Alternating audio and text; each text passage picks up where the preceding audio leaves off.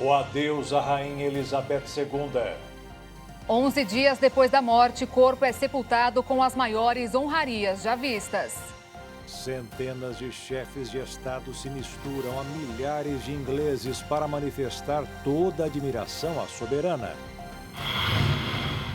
Petrobras anuncia nova redução no preço do litro do óleo diesel. 5G é liberado em mais 7 capitais e procura por novos celulares aumenta em Campo Grande, no Mato Grosso do Sul. Segurança será reforçada em mais de 500 cidades no dia das eleições. Instituto Butantan entrega 1 milhão de vacinas contra a Covid para crianças de até 5 anos de idade. E 30 mil pessoas participam do evento Ano da Retomada da Igreja Internacional da Graça de Deus. Agora no Jornal das 22.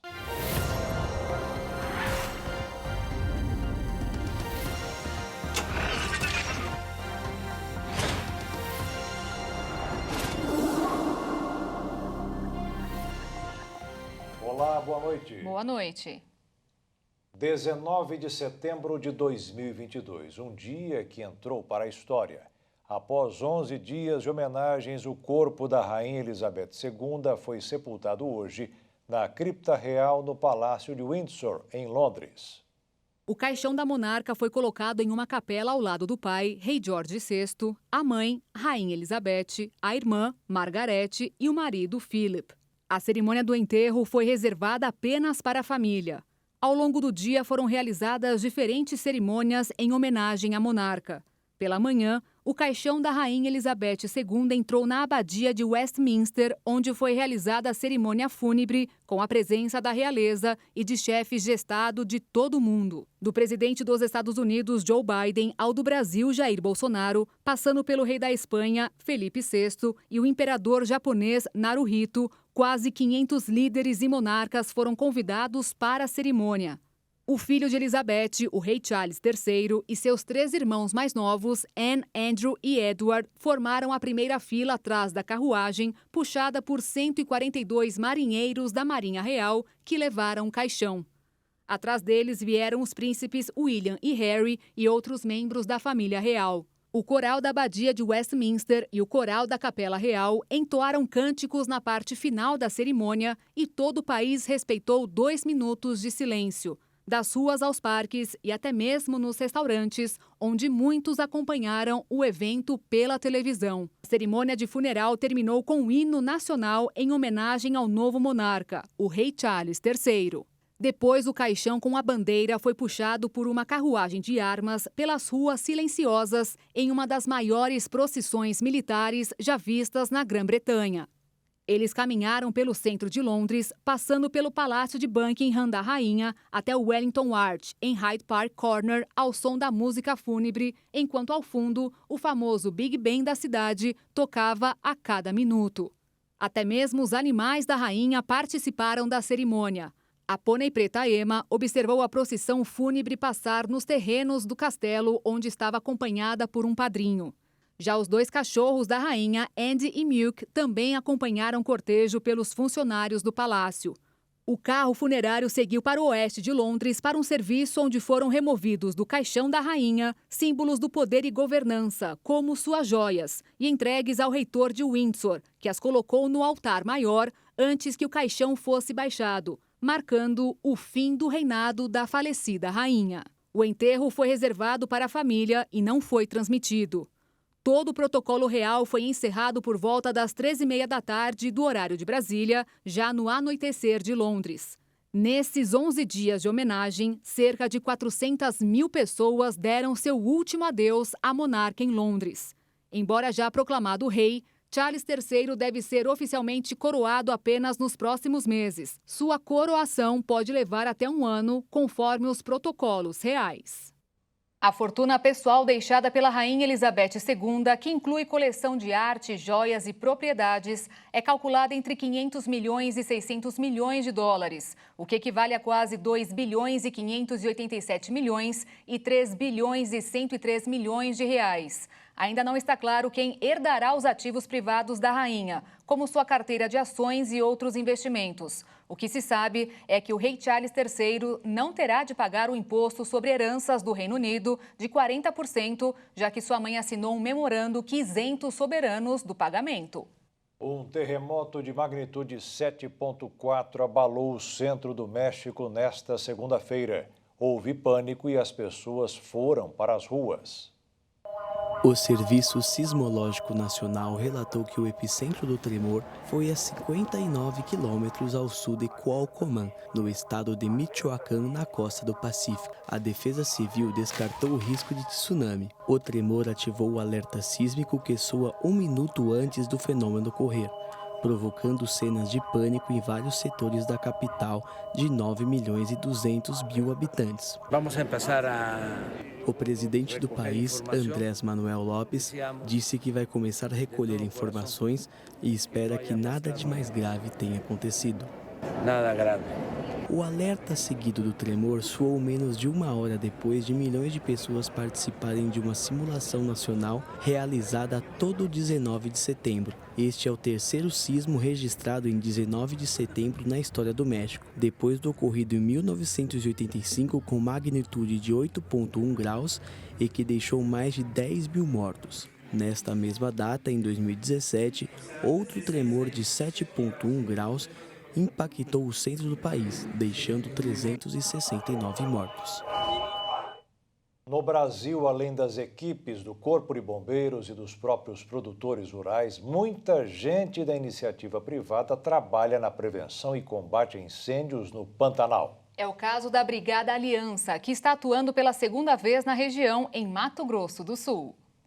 A devastação do bioma chamou a atenção especialmente em 2020, quando 26% da planície foi consumida pelo fogo, com um comprometimento de 4 milhões de hectares. 17 milhões de espécimes morreram. Além da ação do poder público, o trabalho da iniciativa privada também é de extrema relevância para conter a expansão dos incêndios no Pantanal. A Brigada Aliança tem programa na área. A gente já está indo para o segundo ano de atuação, com 5 equipes, né, da brigada, tanto no Mato Grosso quanto no Mato Grosso do Sul. Cada equipe são 5 brigadistas, da equipe de elite da Brigada Aliança. Esses brigadistas, eles atuam, eles têm um carro totalmente equipado. Estas imagens mostram as equipes fazendo o controle das chamas em uma propriedade rural. O proprietário lembra que tudo começou rápido e a ajuda da brigada foi decisiva. Partiu de um cabo que se rompeu de energia e logo pegou fogo na área lá. E daí a brigada, ela estava em outra fazenda combatendo outro fogo. Mas daí assim que a gente comunicou, eles vieram e já conseguimos controlar também. Por chamada de vídeo, o produtor rural comenta que antes da ação em si, a brigada já havia feito um treinamento com os profissionais que trabalham na fazenda. Ela fez uns cursos, fez umas entrevistas na fazenda, né? E hoje ela monitora a nossa fazenda. Treinamento que já se estendeu para mais de uma centena de propriedades. Hoje a gente tem mais de 170 propriedades que foram cadastradas nesse programa e estão sendo monitoradas e recebendo todo o apoio e orientação da Brigada Aliança.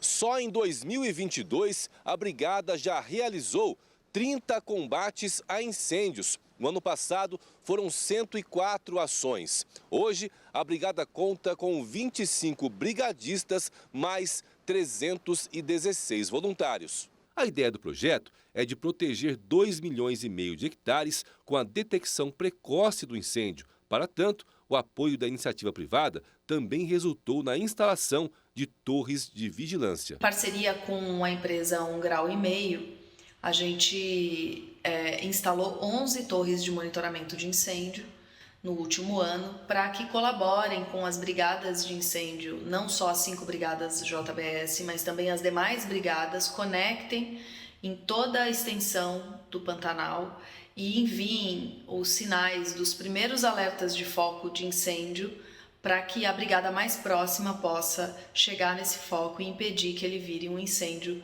de proporções maiores. Com o investimento privado e apoio dos produtores, o grande trabalho envolve 3 grandes pilares para que o impacto dos incêndios seja minimizado. O primeiro pilar, que é a prevenção e o treinamento. Então, todas essas orientações que a gente faz, né, de acero, de tudo para preparar essas fazendas.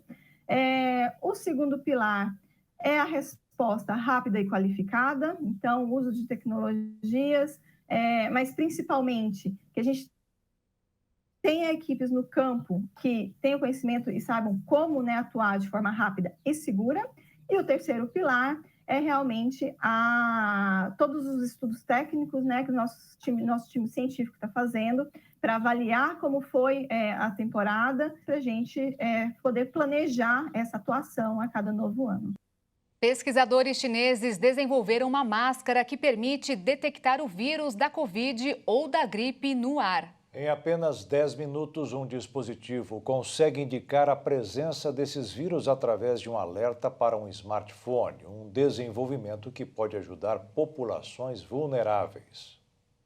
Os patógenos respiratórios que causam a Covid e a gripe se espalham através de pequenas gotículas e aerossóis liberados por pessoas infectadas quando falam, tossem e espirram. Só que essas moléculas contendo o vírus podem permanecer no ar por muito tempo. De acordo com um estudo liderado por 6 cientistas que trabalham em uma universidade de Xangai, o sensor colocado na máscara foi capaz de detectar os vírus SARS-CoV-2 da Covid e H5N1 e H1N1 da gripe. Embora a pandemia tenha feito com que todos usassem máscaras e outros acessórios para se proteger, a flexibilização levou a uma queda no uso.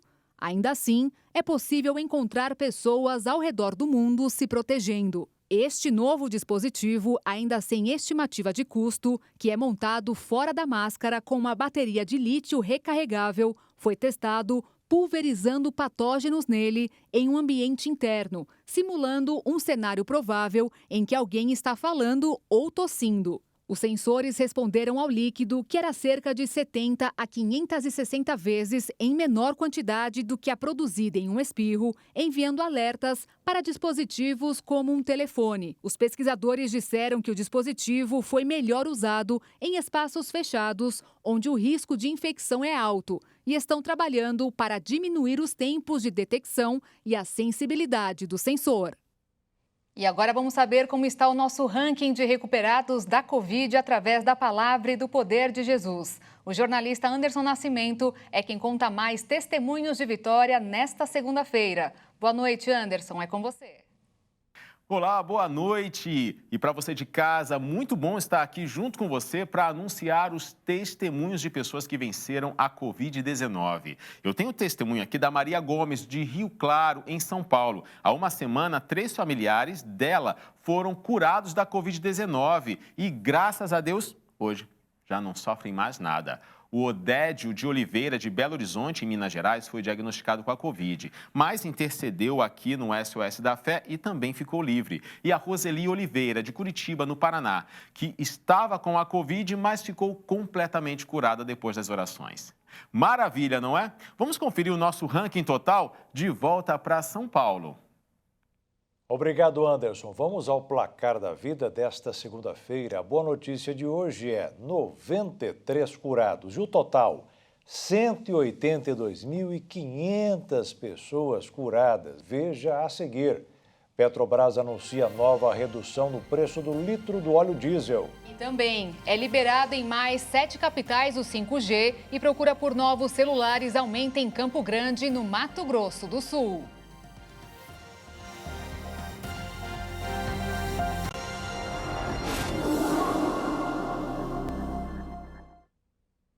O sinal 5G puro chegou hoje a mais 7 capitais, completando 22 que contam com a nova tecnologia. Dessa vez, a faixa de tecnologia foi liberada pela Agência Nacional de Telecomunicações em Aracaju, Boa Vista, Campo Grande, Cuiabá, Maceió, São Luís e Teresina. Cabe às operadoras de telefonia ativarem o sinal do 5G.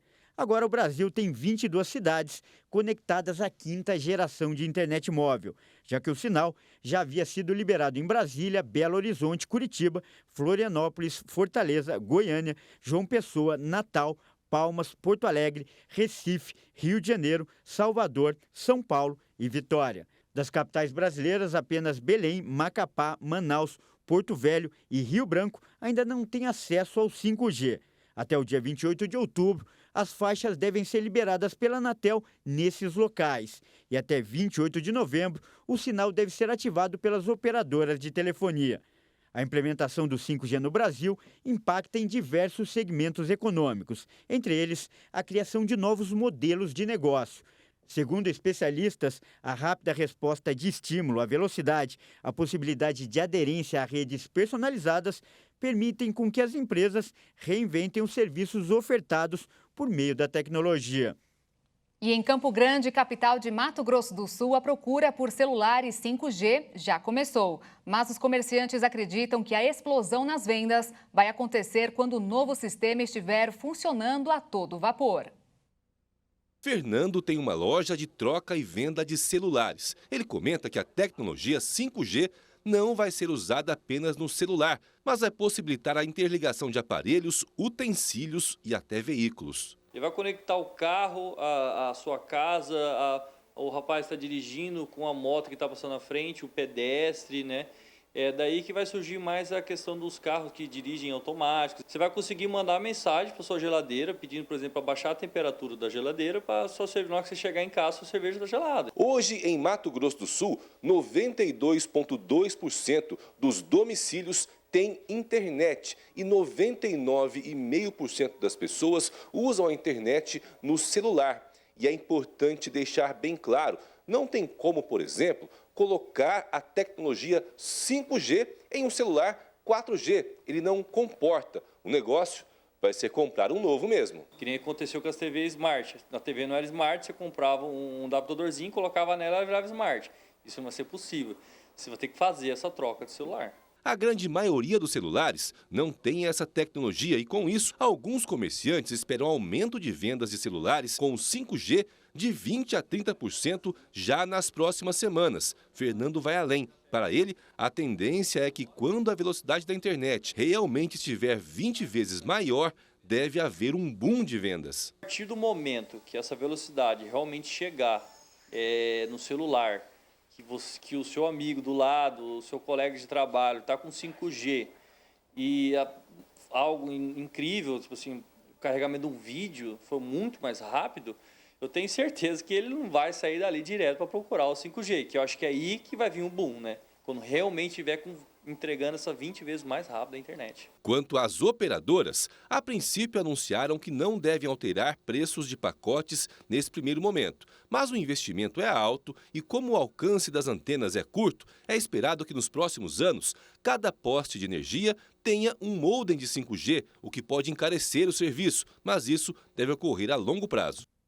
O índice de preços do seguro de automóvel permaneceu estável em 6,6% no mês de agosto. É o primeiro período sem aumento dos últimos 6 meses. Na prática, o IPSA mede o percentual que o seguro representa do valor do veículo. Mas os valores variam de acordo com a região do país, gênero e faixa etária do condutor e a idade do veículo.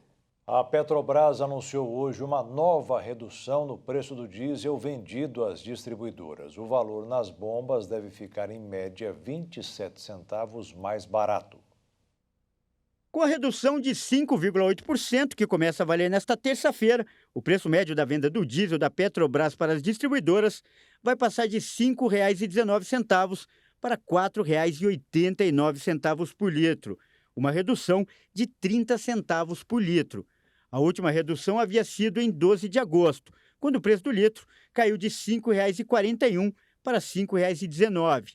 Já o pico do preço foi atingido em junho, quando o litro chegou a custar R$ 5,61. Com essa, já são 3 reduções desde junho. Apesar disso, no ano, o diesel ainda acumula alta de 46%. Segundo a estatal, considerando a mistura obrigatória de 90% de diesel e 10% de biodiesel para a composição do diesel comercializado nos postos, a parcela da Petrobras no preço ao consumidor deve passar de R$ 4,67 em média para R$ 4,40 a cada litro vendido na bomba. O monitor do PIB da Fundação Getúlio Vargas apontou que a economia do Brasil cresceu 0,6% em julho, em comparação com junho. Segundo a coordenadora da pesquisa, Juliana Tressi, seria reflexo do comportamento positivo da indústria e do setor de serviços. E o consumo das famílias aumentou 0,5%. Quando a comparação é feita de um ano para outro, o PIB de julho foi 3,6% maior. Com investidores alertando para a possibilidade de volatilidade nos mercados de câmbio às vésperas de reuniões de política monetária dos bancos centrais de Brasil e Estados Unidos, o dólar começou a semana fechando em queda de 1,79%, negociado a R$ 5,16 na venda. E a Bolsa de Valores fechou em alta de 2,33% aos 111.823 pontos. A Receita Federal vai liberar na próxima sexta-feira, dia 23, a consulta ao último lote de restituições do imposto de renda deste ano. No site da Receita Federal, receita.fazenda.gov.br, o contribuinte saberá se o dinheiro será acreditado no dia 30 deste mês, na conta que informou quando fez a declaração. Até agora já foram devolvidos 24 bilhões e 900 milhões de reais para mais de 17 milhões de pessoas. O presidente do Senado, que também está como interino da República, Rodrigo Pacheco, conversou hoje com líderes partidários para tentar viabilizar o pagamento do piso salarial para a categoria dos enfermeiros. A decisão aprovada pelo Congresso e sancionada pelo presidente Jair Bolsonaro foi suspensa pelo STF.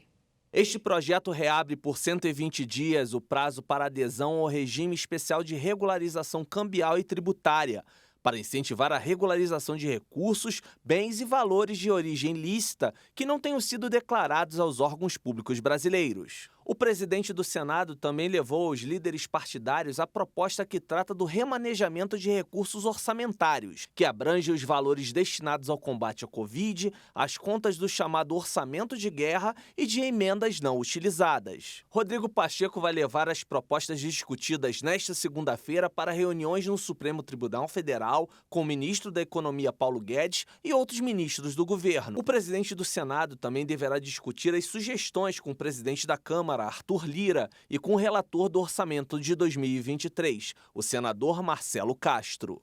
Tem novidade no pagamento do Auxílio Brasil. Os detalhes direto de Brasília, com Jaqueline Fonseca. Os beneficiários do Auxílio Brasil começaram a receber nesta segunda-feira o pagamento no valor de R$ 600 referente à parcela do mês de setembro. O pagamento segue um calendário de acordo com o número de inscrição social, o NIS. Começou hoje com aqueles que têm o NIS de final 1 e segue até o dia 30 de setembro com aqueles que têm o NIS de final 0. A novidade este mês é a disponibilização de um cartão virtual através do aplicativo da Caixa, que possibilita ao beneficiário o pagamento via QR Code ou fazer compras pela internet. Segundo o Ministério da Cidadania, mais de 20 milhões de brasileiros são atendidos com o Auxílio Brasil.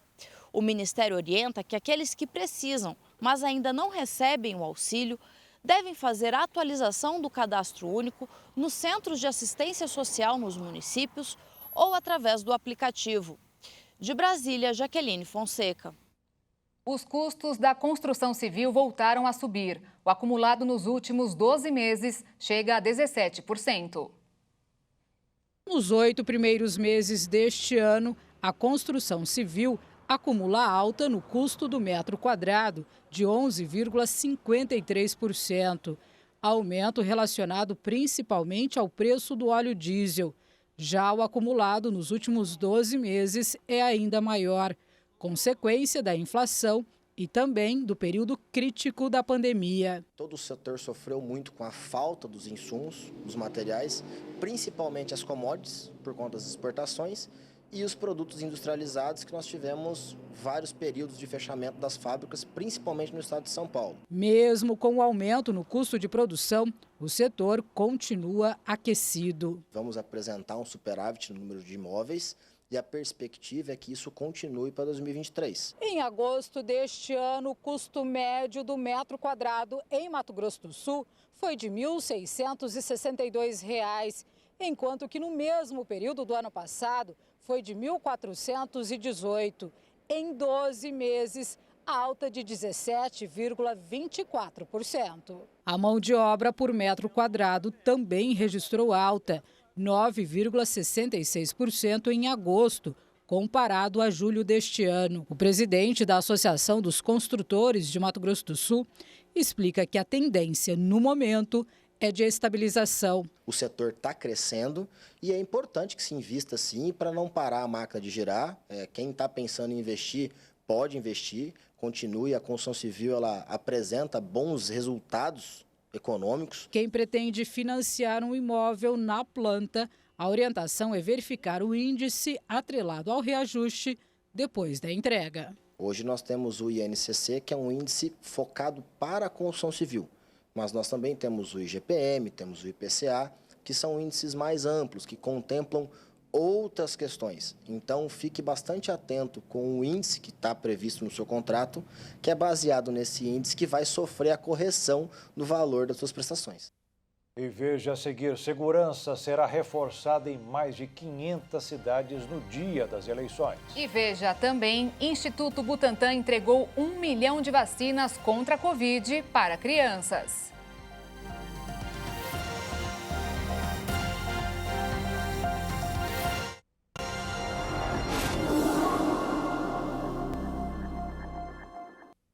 Faltam 13 dias para as eleições e, além de algumas mudanças na rotina do eleitor, é bom saber que a segurança será reforçada em mais de 500 locais do país. As Forças Federais de Segurança Pública vão atuar em 561 localidades durante as eleições deste ano. 11 estados devem receber reforço na segurança após o pedido dos tribunais regionais eleitorais de cada unidade da federação. A autorização foi dada pelo presidente do Tribunal Superior Eleitoral, o ministro Alexandre de Moraes, mas deve ser referendada pelo plenário do TSE essa semana. O planejamento e execução do trabalho da Força Federal fica a cargo do Ministério da Defesa. Apenas no Rio de Janeiro, 167 municípios receberão reforço. As forças de segurança também serão enviadas ao Acre, Amazonas, Mato Grosso e Pará, entre outros, e deverão dar apoio logístico no transporte de urnas em localidades remotas, terras indígenas e comunidades ribeirinhas, por exemplo. Normalmente são municípios que têm algum tipo de ameaça de milícias ou ameaça do crime organizado que podem atrapalhar o andamento normal da votação.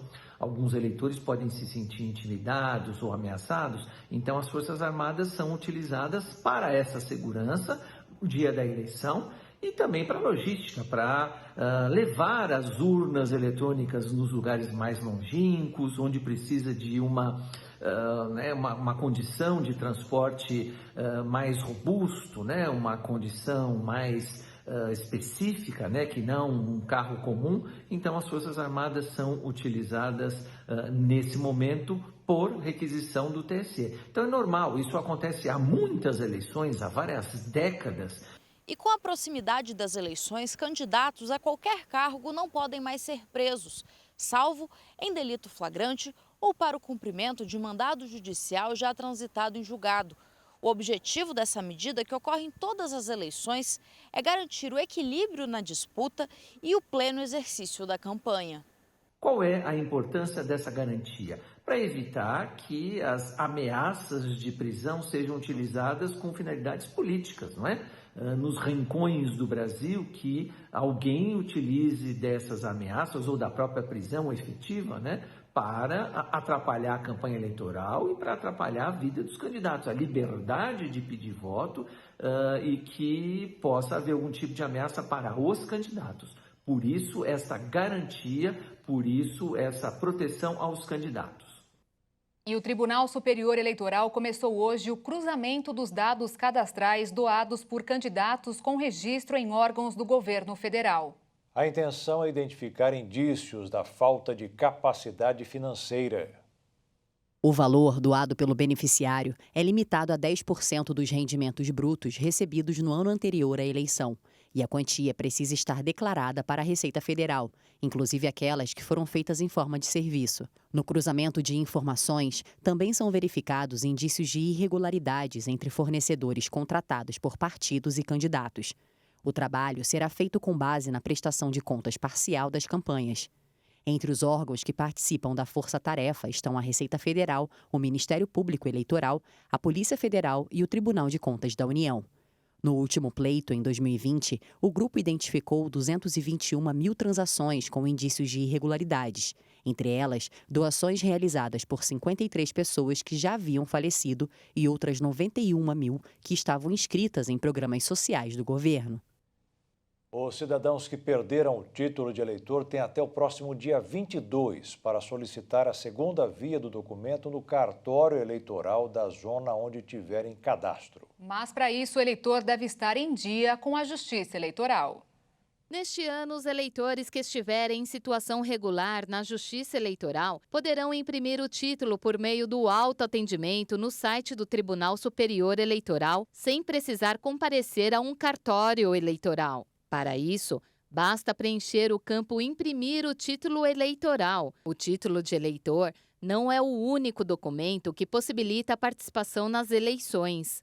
Qualquer documento oficial com foto pode ser usado para identificar o eleitor que estiver apto a votar. De acordo com o TSE, no momento da votação serão aceitos os documentos de identidade, a carteira de motorista com foto, o certificado de reservista, a carteira de trabalho, o passaporte ou a identidade funcional emitida por órgão de classe. A Justiça Eleitoral ressalta que esses documentos poderão ser usados mesmo que a data de validade esteja vencida. O Instituto Butantan entregou hoje 1 milhão de doses da vacina Coronavac ao Ministério da Saúde para a vacinação de crianças. Ainda neste mês, mais 2,5 milhões de doses devem estar à disposição da pasta. O Programa Nacional de Imunizantes do Ministério da Saúde recebe doses da Coronavac para a vacinação de crianças de 3 e 4 anos contra a Covid-19 no país. A produção da vacina, que estava paralisada desde o início do ano, foi retomada no final de agosto, após a chegada de um lote do IFA, o ingrediente farmacêutico ativo. Importado da farmacêutica chinesa Sinovac, a quantidade que veio para o Brasil é suficiente para 6,5 milhões de doses do imunizante. Apesar disso, o Ministério da Saúde efetuou a compra de somente 1 milhão de doses. Segundo o Butantan, além do lote de imunizantes entregue nesta segunda-feira, mais 2,5 milhões de doses vão estar disponíveis para aquisição ainda neste mês. E o governo federal vai disponibilizar a vacina da Pfizer para crianças de 6 meses a 4 anos de idade contra a Covid após a aprovação da Anvisa. O Ministério da Saúde informou que vai disponibilizar a vacina contra a Covid-19 da Pfizer para crianças entre 6 meses e 4 anos, após a aprovação da recomendação do imunizante pela área técnica da pasta. A Anvisa aprovou o uso e as doses já foram incluídas no Plano Nacional de Vacinação contra a Covid-19. A autorização da Agência Nacional de Vigilância Sanitária veio após uma análise de dados e estudos clínicos conduzidos pelo laboratório. Segundo a equipe técnica da Anvisa, as informações avaliadas indicam que o imunizante é seguro e eficaz também para crianças entre 6 meses e 4 anos de idade. A agência esclareceu que, para crianças nessa faixa etária, a dosagem e composição são diferentes das utilizadas para as faixas etárias previamente aprovadas. A formulação da vacina autorizada deve ser aplicada em 3 doses de 0,2 mililitro. As 2 doses iniciais devem ter 3 semanas de intervalo, seguidas por uma terceira dose administrada pelo menos 8 semanas após a segunda dose. Para bebês e crianças menores, o frasco tem a tampa na cor vinho, facilitando a identificação pelas equipes de vacinação e pelos pais e cuidadores que vão levar os pequenos para serem vacinados. A Anvisa também afirmou que a vacina tem 12 meses de validade, quando armazenada a temperatura entre 90 e 60 graus Celsius negativos. E a campanha de vacinação contra a poliomielite ainda não alcançou 50% do público-alvo. De cada 5 crianças, apenas 2 estão protegidas contra a doença no Brasil, de acordo com o levantamento da Fiocruz. Em meio ao primeiro caso de poliomielite registrado nos Estados Unidos em quase uma década e amostras do vírus voltarem a circular em águas de esgoto de outros lugares do mundo, como no Reino Unido, o alerta em relação ao retorno da polio também chegou ao Brasil. O temor do ressurgimento da doença é consequência direta das quedas sucessivas na cobertura vacinal contra o poliovírus, como vem acontecendo no país. Segundo um levantamento do estudo Vaccin, da Fiocruz, que analisa a imunização dos menores de 5 anos, apenas 2 a cada 5 crianças brasileiras estão protegidas neste ano contra a paralisia infantil. Os dados da campanha nacional de vacinação contra a poliomielite, que foi prorrogada até 30 de setembro devido à baixa adesão, mostram que até a última sexta-feira, apenas 44% das crianças entre 1 e 5 anos receberam o reforço da vacina. Isso significa que cerca de 6 milhões e 400 mil das 11 milhões e 500 mil crianças elegíveis estão desprotegidas há 2 semanas do fim da campanha. O poliovírus, causador da poliomielite, é considerado erradicado no Brasil desde 1994. Porém, em 2020, o relatório da Comissão Regional para a Certificação da Erradicação da Doença nas Américas expressou preocupação com a possibilidade de reintrodução do patógeno no país e o colocou na lista de alto risco para a doença, ao lado de Bolívia, Equador, Guatemala, Haiti, Paraguai, Suriname e Venezuela. E como estamos no Setembro Verde, o alerta deste mês é para o câncer do intestino, um dos mais diagnosticados. Nesta reportagem que vamos ver agora, saberemos os sintomas e cuidados. O câncer coloretal é o segundo mais frequente entre homens e mulheres no Brasil. São, em média, 114 novos casos por dia de câncer do intestino grosso. A doutora Vanessa é especialista no assunto. Ela diz que esse tipo de câncer é mais incidente em pessoas de meia idade. Daí a importância de se fazer um exame de imagem como prevenção, chamado de colonoscopia. O que é a colonoscopia? A colonoscopia é um exame como uma endoscopia, só que ela é realizada pelo ânus. Nós vamos olhar a parte final do intestino. Alguns indícios da doença são mudança no hábito de defecar, sangramento nas fezes, cólica e diarreia frequentes, dificuldade na defecação, perda de peso e anemia. As chances de cura, quando o câncer é detectado no começo, são altíssimas. O Dr. Marcelo Dotti é marido da doutora Vanessa e há 10 anos ele teve o câncer de intestino grosso.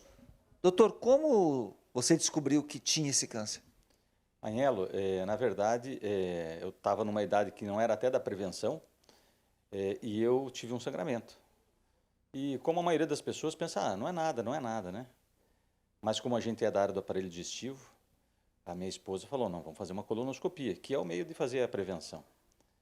E então, na época, eu disse, não, então vamos fazer. A gente voltou de viagem, porque a gente estava em viagem, e para surpresa, na hora do exame, a gente fez e realmente tinha um pólipo com câncer, graças a Deus, numa fase inicial, e que permitiu, já no tratamento, no exame, já fazer não só o diagnóstico, como a cura, porque foi retirado já o câncer na época, e hoje eu estou aí. Alguns hábitos diários ajudam a evitar o câncer do intestino grosso. Alimentar-se bem, praticar atividade física, evitar tabagismo, consumo exagerado de bebida alcoólica, procurar sempre ingerir fibras, legumes, verduras, vegetais.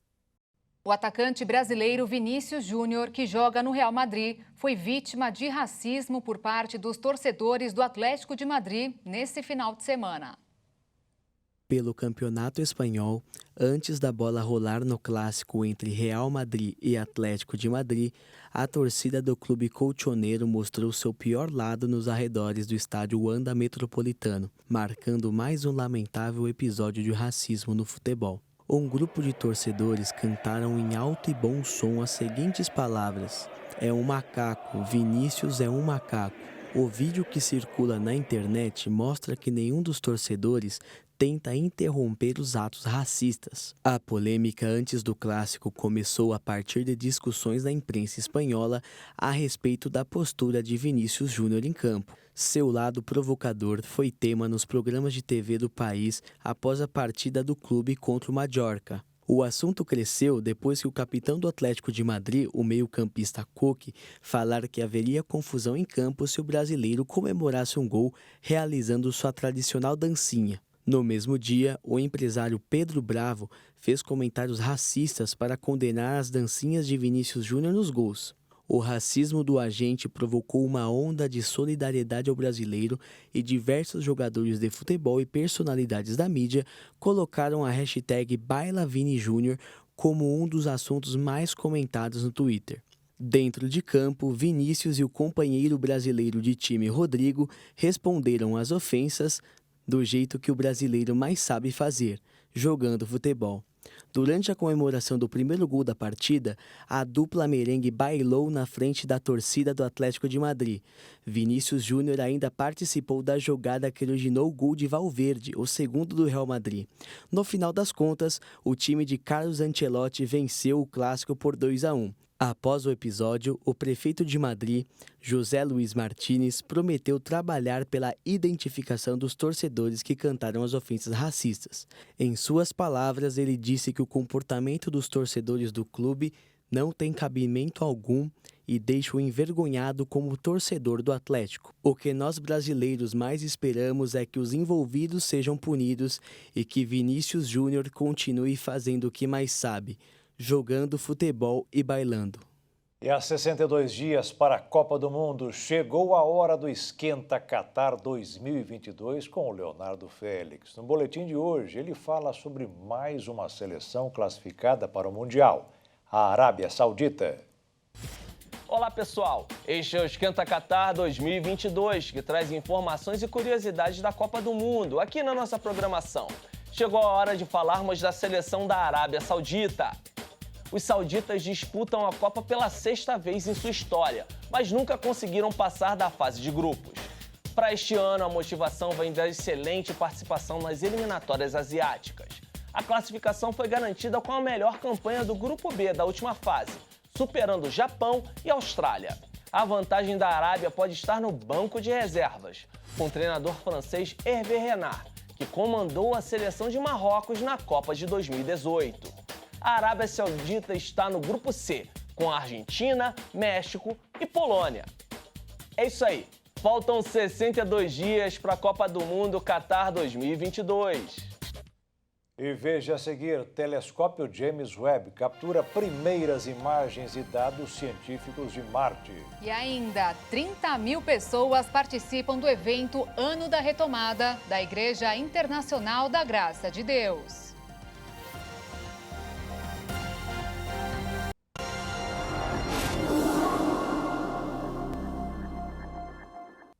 O telescópio espacial internacional James Webb capturou suas primeiras imagens e dados científicos de Marte. Registrados em 5 de setembro, os dados divulgados hoje pela NASA completam as informações já coletadas por outros equipamentos.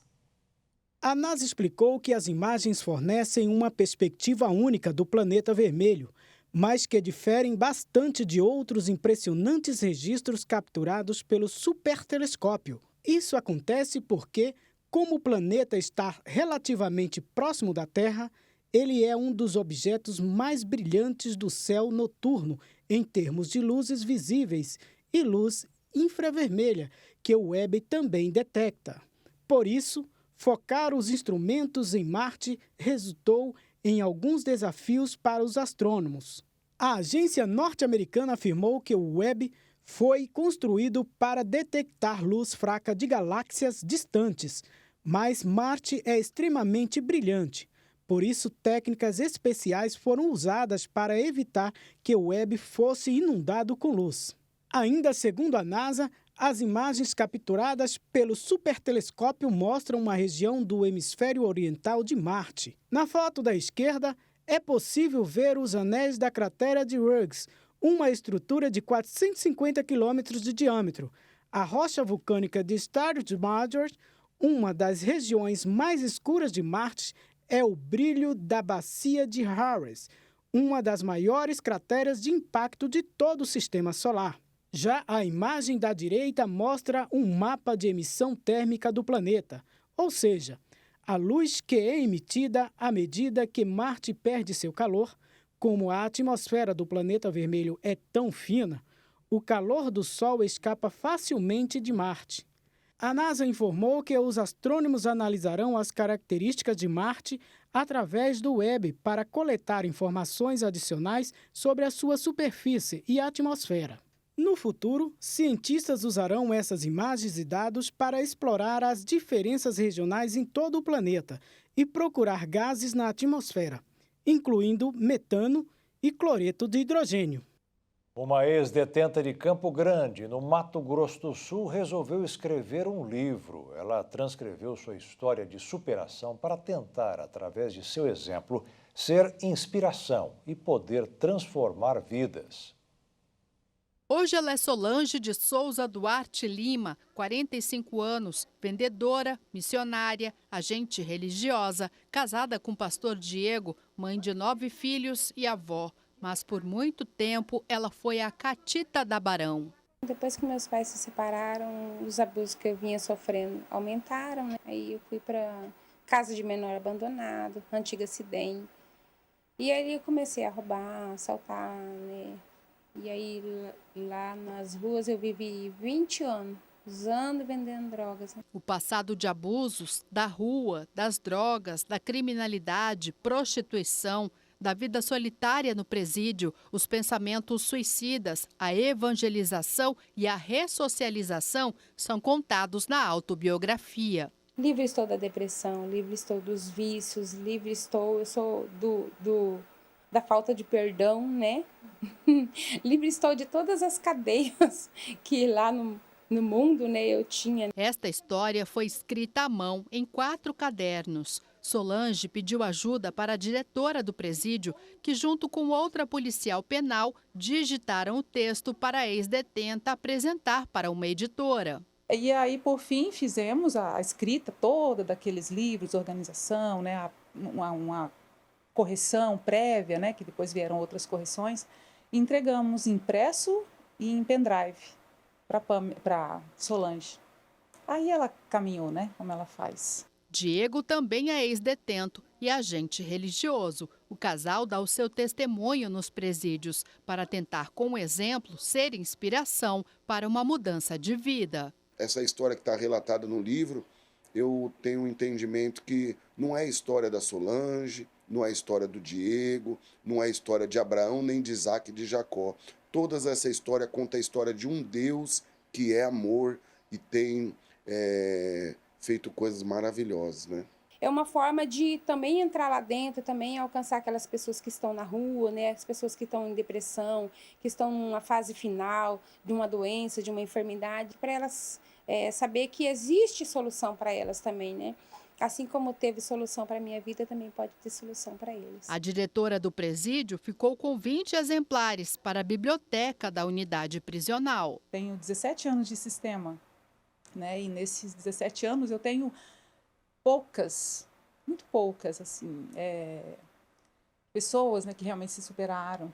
E a Solange é um exemplo. Ela quis. Quando a gente quer algo, por mais simples ou mais complexo que seja, a gente vai atrás, a gente consegue.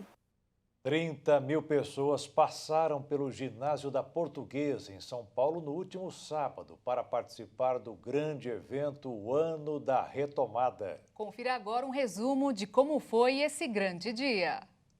Logo cedo, o ginásio da Portuguesa foi tomado por milhares de pessoas. Nem o tempo fechado impediu a chegada do público. Algumas caravanas vieram de longe para participar desse dia tão especial. O pastor Jaime de Amorim abriu o evento e logo depois teve início o primeiro show da fé do dia com o missionário R.R. Soares. A maioria aqui são as irmãs, mas os irmãos vieram ver vocês vencerem na fé. Os maridos precisam de vocês vencendo na fé dentro de casa. A família precisa, a sociedade precisa. Na sequência, foi realizada a apresentação do Ministério Mulheres que Vencem, com a pastora Thaís Benevente.